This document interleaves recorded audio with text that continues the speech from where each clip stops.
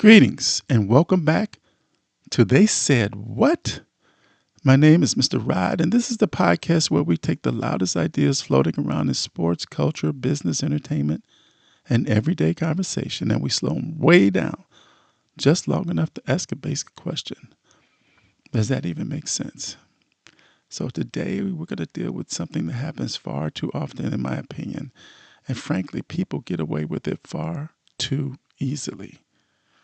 So why is it that so many people, men and women alike, can do something with forethought, intent, deliberation, sometimes even malice, then turn around and call it a mistake as if that word alone should erase everything, as if saying I'm sorry should function like some sort of moral etch-a-sketch. Just shake it up, wipe it clean, and suddenly everybody's supposed to move on. Forget it ever happened. No, my friends, that's just not how accountability works. And that certainly isn't how trust is supposed to work. So let's take a look at the real question here. What the heck is a mistake? Well, a mistake is actually accidental. A mistake is unintentional. A mistake is doing something without full awareness or making a bad judgment call without fully understanding the consequences in that moment. But what is it called when someone just out and out lies on purpose, hides information intentionally, manipulates a situation to gain an advantage, plays with somebody's emotions, creates confusion to protect themselves, inflicts pain, and then acts shocked that that pain actually occurred? That's not a mistake, y'all. That's a choice. That's a choice that person made. And that difference matters because society has gotten very comfortable softening the language so people don't have to fully own the ugliness of what they actually did. So why do people call deliberate actions mistakes?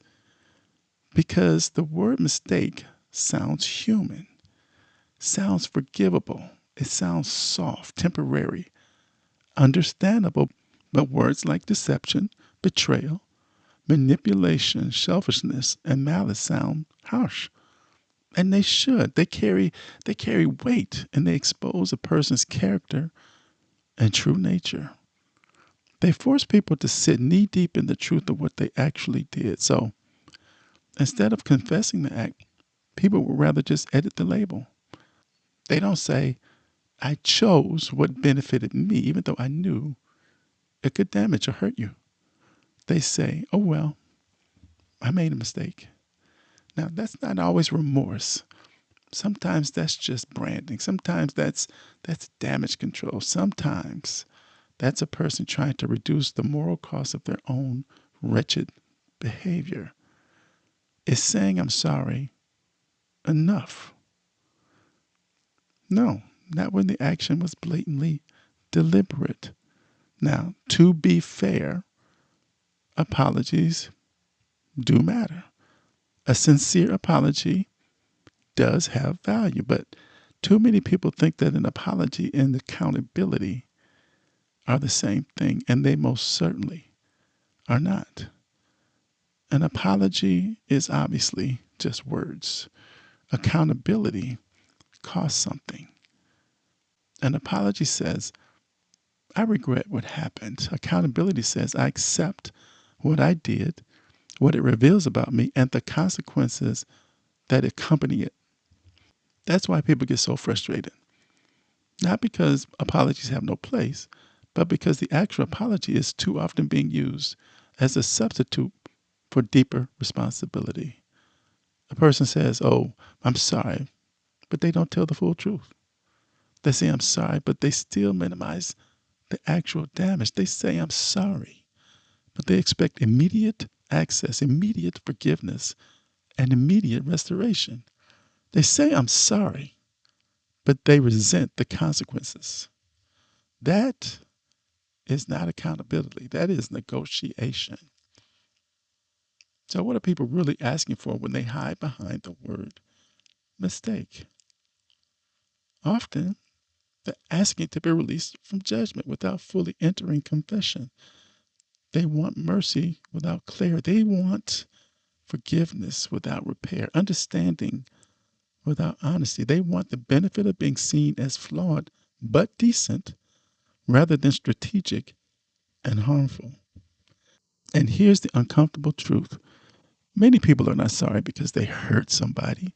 They're sorry because the outcome stopped favoring them. They're sorry because they got caught, lost control of the narrative. Sorry the person they underestimated or summarily dismissed finally saw them for who they truly were. That, my friends, is not repentance. That's inconvenience wearing the shrouded costume of remorse. So, what makes this so dangerous in relationships, friendships, workplaces, and families? The damage is not just in the act itself, the damage is in the rewriting of reality after the fact. Because now the person who was harmed is not only dealing with the original offense, but now has to also try to deal with the offender's attempt to downgrade it. That can make the injured person just go crazy, feel inadequate. It can make them question whether or not they are overreacting. It can pressure them into accepting a version of events that's far too kind to the person who actually put them in that situation. And this happens absolutely every day.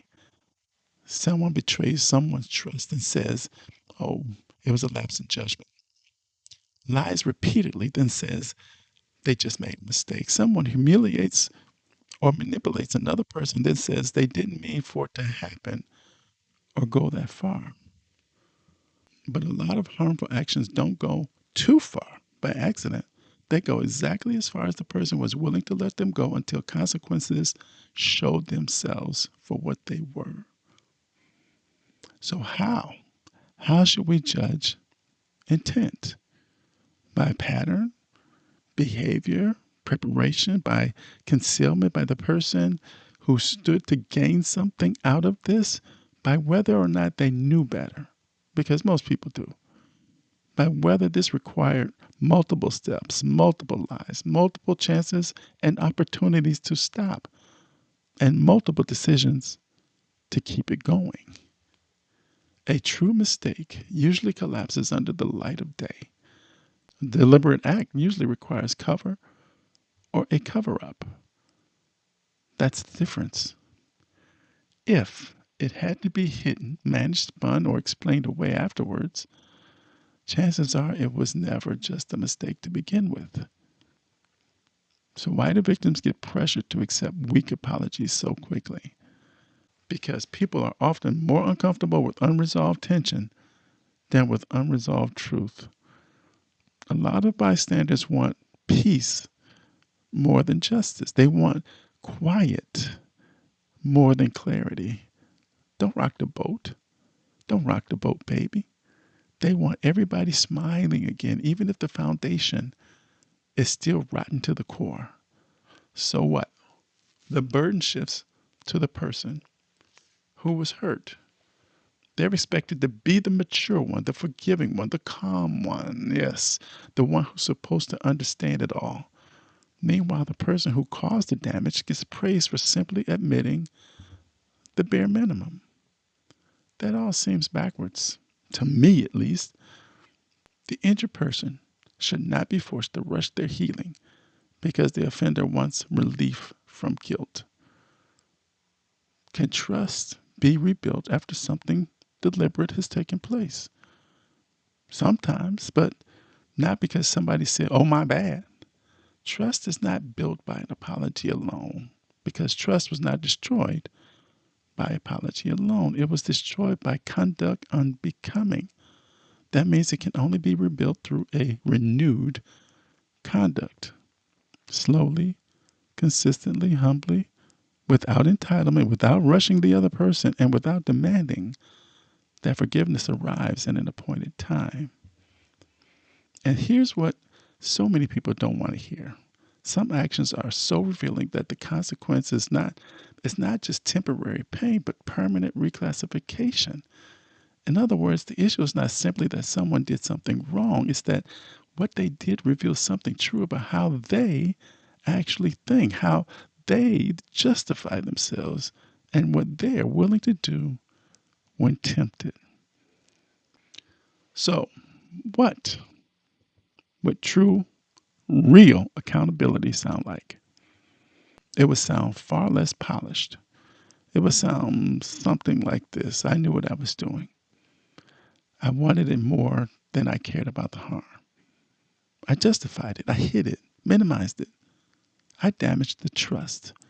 I understand that my apology doesn't erase what I chose to do, but I accept that the consequences are all just a part of this. Now that's different. That's that's not a performance. That's true ownership. So what is the larger problem in today's society? Well, the larger problem is that we have become too fluent in therapeutic language and not fluent enough in moral language. People know how to say the right things. They know how to sound reflective. They know how to sound emotionally aware. They know how to package wrongdoing into a softer language. But sounding evolved is not the same as being accountable. A polished apology can still be dishonest. An emotional apology can still be a manipulative apology. A public apology can still be strategic. And that's the reason why so many people have grown cynical. They're not tired of apologies. They're tired of apologies being used as a shield against responsibility. So here's the question that really needs to be asked more often than not. Was it truly a mistake, or was it a choice that you're trying to rename now that the consequences no longer serve you? That question cuts through a lot of nonsense and hits to the heart of it all. Because not everything deserves the dignity of being called a mistake. Some things need to be named for what they are, plain and simple. Betrayal is betrayal. Manipulation is manipulation. Deceit is deceit. Malice is malice. And selfishness is selfishness. And until people learn to tell the truth, the whole truth, and nothing but the truth about the nature of their actions, well, I'm sorry, will keep sounding less and less like remorse and more like strategy. I'm going to close this out with this. A real mistake deserves true grace.